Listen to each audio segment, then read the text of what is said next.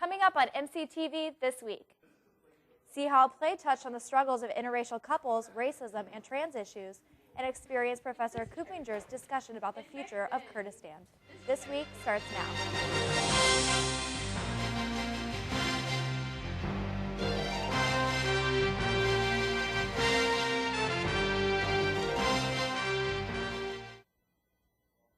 Hello and welcome to MCTV This Week. For Curtis Galloway, I'm Juliana Graff.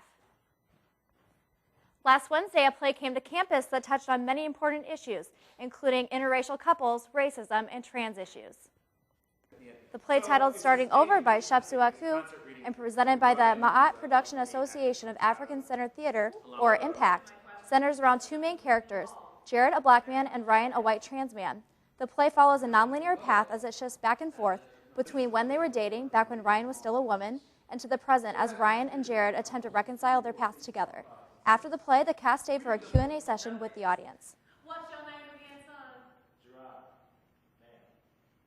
Right now, we're definitely coming to a very crucial time with transgendered rights.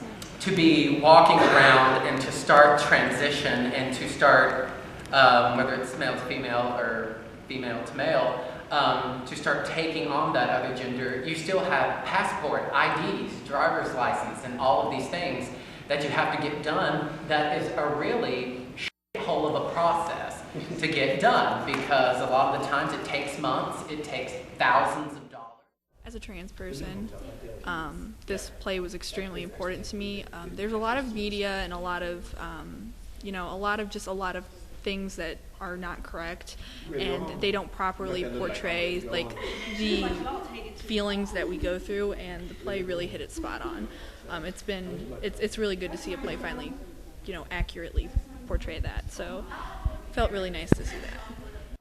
Starting Over is slated to open as a full play this September. Visit impact.org for more information. Last Wednesday, Professor Petra Kupinger led a discussion about the future of Kurdistan. Students, faculty, and city residents gathered in the CSB to learn how the Kurds are the largest ethnic group in West Asia and how the success of Kurdistan affects surrounding I think it's very important for us to learn about the other side of the world and what's going on, just to see that nothing is perfect in this world and not everyone is happy, and it's very important to understand how the world works. The next great discussion lecture will be tonight in the CSB with Dr. Marjorie Bond discussing immigration. Taking a look at some events on campus this week. Tonight at 7:30 in the Moot Boardroom of CSB, Professor Marjorie Bond will introduce the topic of migration at this week's Great Decision Lecture. Author Kyle Miner will present a book reading tonight at 6:30 in the Morgan Room of Polling Hall. On Saturday at 5 in Doll Chapel, the Monmouth College Wind Ensemble is hosting Scotapalooza, a music event featuring a variety of acts. Tickets are $5 and $3 with an MC ID. Up next on sports, the men's basketball team took on non-conference opponent, Illinois Institute of Technology.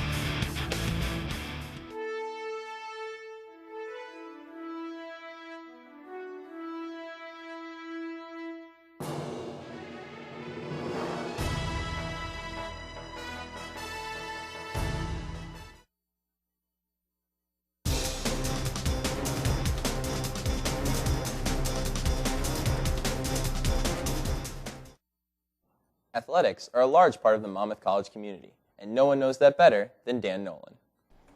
Dan Nolan is the sports information director for the Fighting Scots. This means he keeps track of every tackle, touchdown, goal, free kick, strikeout, ace, dunk, and kill during every home contest.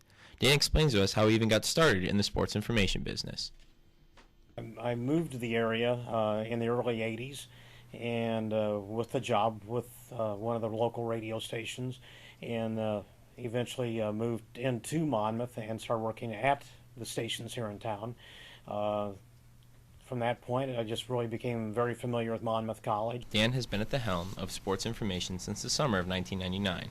He has made everlasting friendships and has even been invited to some weddings. Are some of the connections and the relationships you build. I still have student athletes that were here when I first started in the early 2000s that I still stay in touch with. So that's great. You know, in high school, when I was doing the high school games for the radio station, I looked at how many graduations I got invited to, and how I was connecting with the student athletes. Now it's how many weddings, and I'm getting invited to weddings now. So I guess I'm progressing. The people I interact with are getting older, and I'm getting older. Dan cannot be at every home contest, especially when there are 2 to 4 events going on at any time. Cole Pyatt, his longest-standing student worker, reflects on his time. Yeah, Dan, he does put in a lot of work.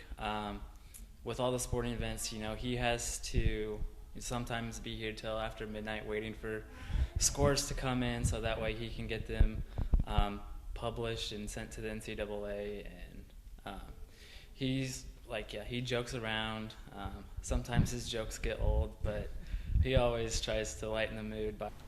Dan has so many fond memories of his time with the Fighting Scots athletic program. When I asked him to pick his favorite memory, he simply could not. Since I've been here, gosh, there's just been so many moments.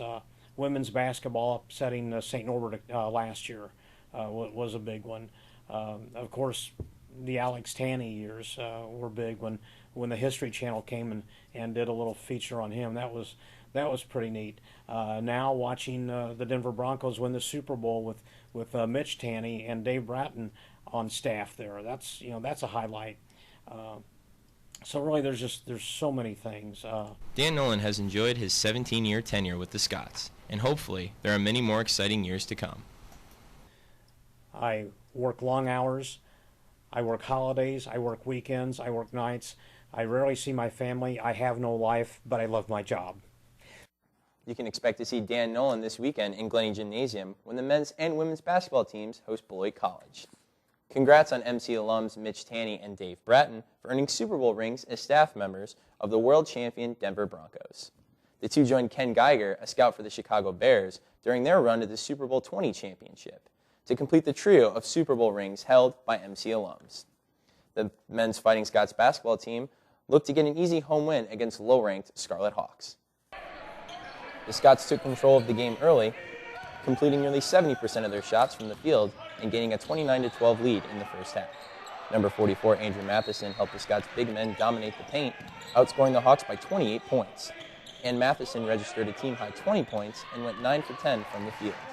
The Scots also were productive from the three-point line, going 5 for 8 in the first half, thanks to sophomore guard number 15, Will Jones, and sophomore forward number 14, Lamont Mitchell. The only headache the Scots dealt with was the play of Illinois Tech's number 55, Sam Rarick, who scored 22 points in the first half, but was effectively shut out in the second half, finishing 9 for 13 from the field. The half ended with a Scots lead of 56-32. The Scots stretched the lead in the second, blowing out the Hawks by 36 points and outscoring their bench 86-15, as the Scots rolled over the Hawks with a final of 119-59. With the Scots running on a playoff push, they have 3 more games left in the season, all against below 500 teams. The Scots' next home game will be on Saturday against Beloit College in Glennie Gymnasium, with a tip-off time of 2 p.m. That's it for sports. Here are the rest of the scores from this week.